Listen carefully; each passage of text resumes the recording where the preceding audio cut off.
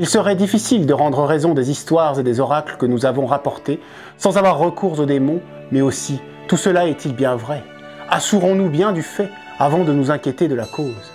Il est vrai que cette méthode est bien lente pour la plupart des gens, qui courent naturellement à la cause et passent par-dessus la vérité du fait.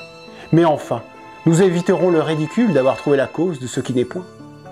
Ce malheur arriva si plaisamment sur la fin du siècle passé à quelques savants d'Allemagne que je ne puis m'empêcher d'en parler ici. En 1593, le bruit courut que les dents étant tombées à un enfant de Silésie âgé de 7 ans, il lui en était venu une d'or à la place d'une de ses grosses dents. Horatius, professeur en médecine à l'université de Helmstadt, écrivit en 1595 l'histoire de cette dent et prétendit qu'elle était en partie naturelle, en partie miraculeuse et qu'elle avait été envoyée de Dieu à cet enfant pour consoler les chrétiens affligés par les Turcs. Figurez-vous quelle consolation! Et quel rapport de cette dent aux chrétiens et aux Turcs? En la même année, afin que cette dent d'or ne manquât pas d'historiens, Rulandus en écrit encore l'histoire. 2 ans après, Ingolstéterus, autre savant, écrit contre le sentiment que Rulandus avait de la dent en or, et Rulandus fait aussitôt une belle et docte réplique. Un autre grand homme, nommé Libavius, ramasse tout ce qui avait été dit sur la dent et y ajoute son sentiment particulier. Il ne manquait autre chose à tant de beaux ouvrages, sinon qu'il fût vrai que la dent était d'or. Quand un orfèvre l'eut examiné, il se trouva que c'était une feuille d'or appliquée à la dent avec beaucoup d'adresse.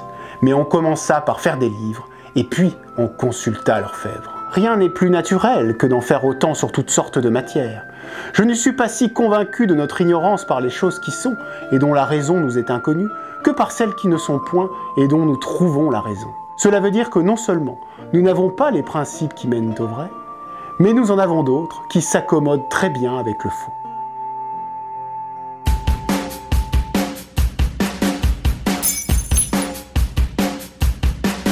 Assurons-nous du fait avant d'en expliquer la cause, c'est ce que Bernard de Fontenelle nous explique dans son récit que je viens de vous conter ici. Et c'est un adage très important puisqu'il va vous permettre surtout d'éviter de rentrer dans des débats stériles, complètement inutiles sur des faits qui n'existent pas ou qui n'existent pas tels que la personne vous les présente. Des faits comme cela, il y en a plein et je vais vous en donner quelques autres exemples.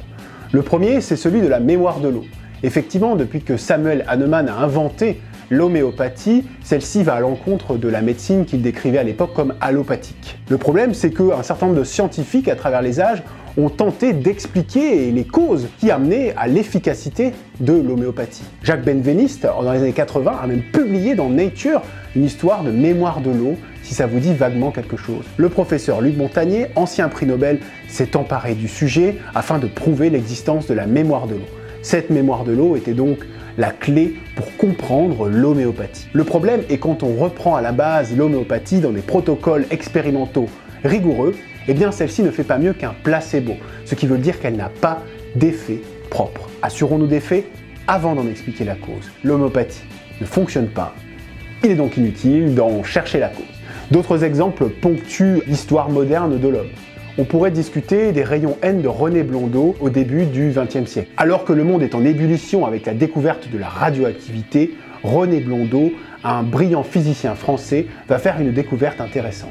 Il va décrire un nouveau type de rayonnement, les rayons N. Il va présenter ses travaux auprès de l'Académie des sciences qui va recevoir ceci de façon plutôt enthousiaste, étant donné que René Blondeau est quelqu'un qui est assez reconnu à l'époque. Sauf qu'un certain nombre de ses confrères sont sceptiques. Mais d'autres vont aider René Blondeau à décrire les causes et les sources de rayons N. Il fallut attendre Robert William Wood qui va prouver l'inexistence des rayons N. Comment a-t-il fait? Eh bien, pendant que René Blondeau et son assistant faisaient une expérience où ils observaient des rayons N, il a éteint de façon extrêmement discrète l'émetteur de ces rayons. Eh bien, René Blondeau et son assistant n'ont pas vu la différence. Les rayons N n'existent pas, il est donc inutile d'essayer de décrire d'où ils viennent. Assurons-nous du fait avant d'en expliquer la cause. Un autre exemple un petit peu plus dans l'air du temps, parlons de Bruno Charvet, le médium préféré des Français.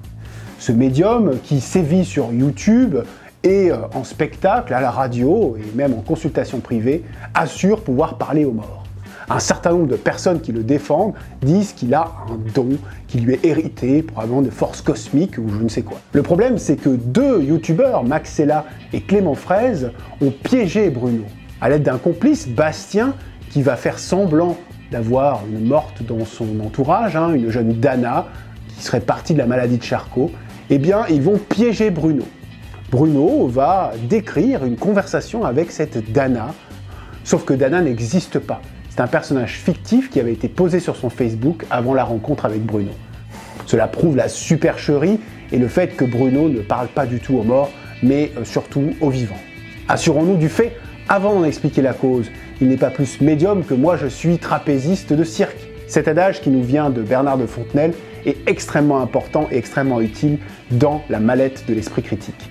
Effectivement, surtout en période électorale, vous allez avoir un certain nombre de candidats et de gens qui vont vous énoncer des faits, dont ils vont vous expliquer des causes et potentiellement des solutions. Mais avant de discuter de ces différentes solutions, eh bien assurez-vous déjà que le fait existe. Parfois, vous allez éviter un certain nombre de débats stériles. Alors ces débats, c'est le trou de la sécu, c'est l'immigration, c'est l'éducation.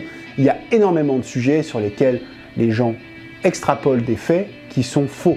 Et sur ces faits, ils vont construire une réalité et un certain nombre de solutions. C'est vraiment la base de l'esprit critique, c'est quelque chose de très important, alors gardez-le en tête, et je le dis encore une fois, assurez-vous du fait avant d'en expliquer la cause.